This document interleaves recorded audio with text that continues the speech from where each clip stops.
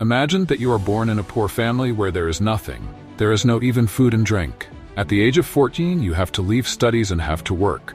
But you don't give up. You move forward by fighting against worst situation. After many years of hard work, the one day, you look at yourself and realize that you have become the top 10 richest man in the world. This is the story of a boy who lost everything in his childhood. But even after losing everything, created a company which no one could even dream of. Amancio Ortega, net worth $73 billion. This story is about the world's largest fast fashion brand named Zara. Do you know that customers visit Zara's stores 17 times in a year? This would give you an idea of how crazy the customers are about Zara. And the surprising thing is that Zara spends $0 on its marketing. And without marketing, Zara has generated sales of $28 billion in 2023. Zara is the most profitable company in the fast fashion market. While the profit margin of a company like H&M is 6%, profit margin of Zara is 13%. Zara launches its new clothing collection in every 1 to 2 weeks, which becomes out of stock within 15 days. And the most surprising thing is that the quality of the clothes that Zara sells is also not premium. Still, customers buy it at high prices. But what could be the reason for this? After all, what strategy did a 14-year-old kid use? Company created by him is at the top position in the market as of today. Let's start the video. The story begins in 1936, when Amancio Ortega is born in the house of a poor railway laborer. And because of this poverty, Amancio have to leave their studies, because he had so much responsibility for his family. If he did not work, his family would not even feed. In the beginning, Amancio used to work as a delivery boy at a local tailor, where it was his job to take the clothes to the customers as soon as they were ready.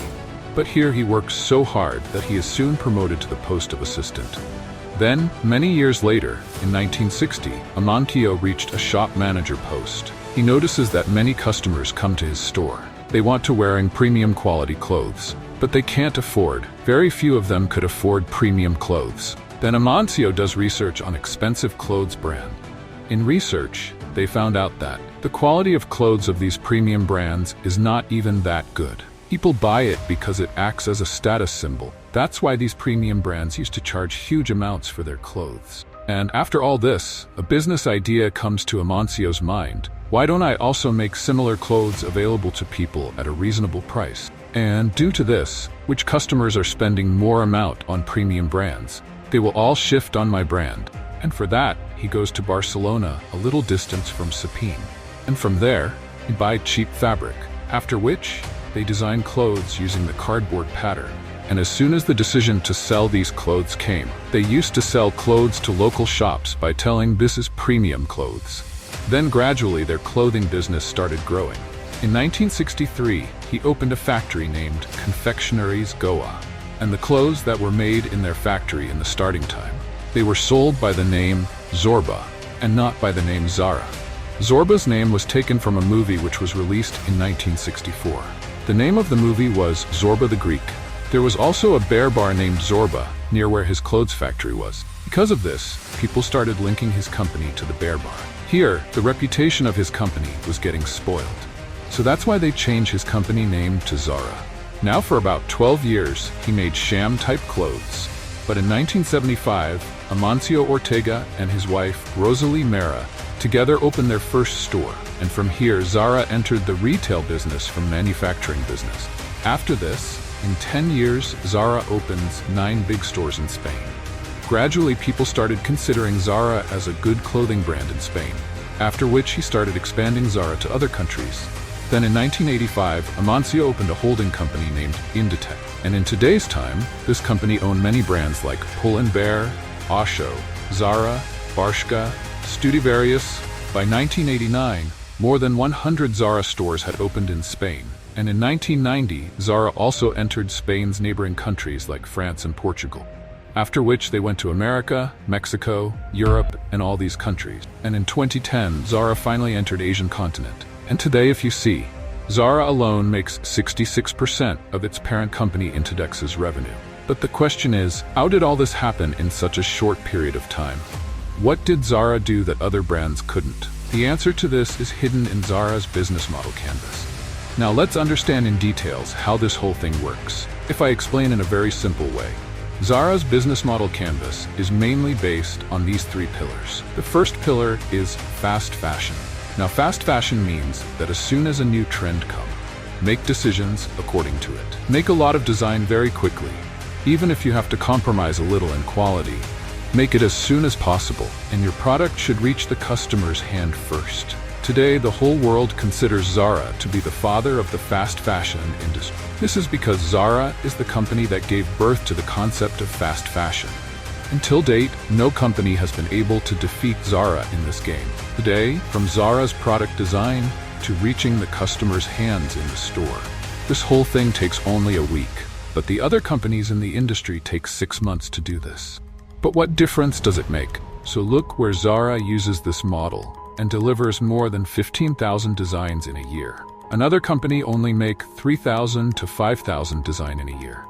Now, the young generation from the age of 18 to 35 are very excited about it, especially females. In fact, 70% of Zara customers are females. Men hardly shopping in Zara. But why is that? Even boys love clothes. So why is there such a big difference in numbers? So look, if you are a boy, try to remember when did it happen last time that you were in a boys group and you guys were talking about clothes. You were showing off your clothes to each other.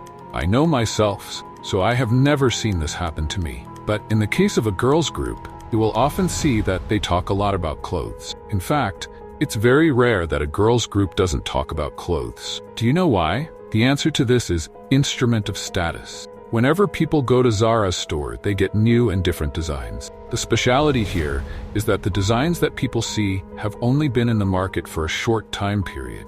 Zara make a lot of designs, and most of the customers buy them over, because they feel that if they don't buy this design now, it won't be available later. This is because Zara changes the entire collection of its store every 1 to 2 weeks. But here, by using this strategy, there is one more thing that happens with you, and that is frequent visits. According to data, a customer of Zara visits their store 17 times in an entire year. Now, because you know that Zara changes the entire collection of its store every 1 to 2 weeks, you will visit Zara's store whenever you get a chance. Let's see what's new. Zara has a big collection, so people buy whatever they like. But if you see here, Zara doesn't spend a single dollar to bring in new customers. Still, they have customers. By using this technique, Zara makes and sells more than 450 million products every year. But how does Zara make so many products in such a short time? Packaging to designing, production, and delivery, where it takes months for other companies to do all these things. How does Zara do all this in a week? So the secret to this is hidden in the second pillar of Zara's business model canvas, which is called the cube. When Amancio Ortega was working as a delivery boy at the age of 14, he started observing that from designing a product in a factory to reaching its store, what are the things that increase its cost? So he noticed that most of the money is spent on warehousing and distribution. So first of all, this should be removed. Later, in the 1980s, when he was expanding Zara globally, he focused on this strategy. He said that from manufacturing to distribution, he will control everything, so that both speed and cost are under his control.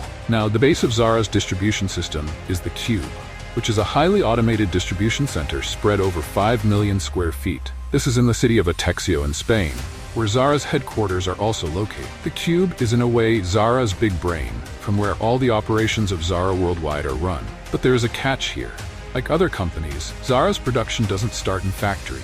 In fact, first step of Zara's production is agents. These agents are kind of fashion designers who are spread all over the world. They see an inspiring design or trend from social media, and they make a sketch of it and send it to the fashion designers sitting in the Cube. Zara uses this method to make more than 40,000 designs every year. Fabric that the company uses in its clothes is mainly sourced from cities like Italy, Spain, Portugal, and Greece. Because in these countries, this fabric is very cheap. And from there, this fabric reaches the Cube. As soon as the product ready, all these products are sent to Zara's Zaragoza Logistics Center, which is located in the center of Spain. After that, these products sent to all the Zara stores around the world. Other brands spend a lot of money to promote their product. But Zara doesn't spend money. Zara spends money to choose the location of its store. You always find Zara's store around H&M, LV, Prada, Gucci, Armani, and other expensive brands. See, in the fashion industry, how much discount you have to give. The product depends on its demand. If the product's demand falls, then in all the stores, a lot of is given on the product.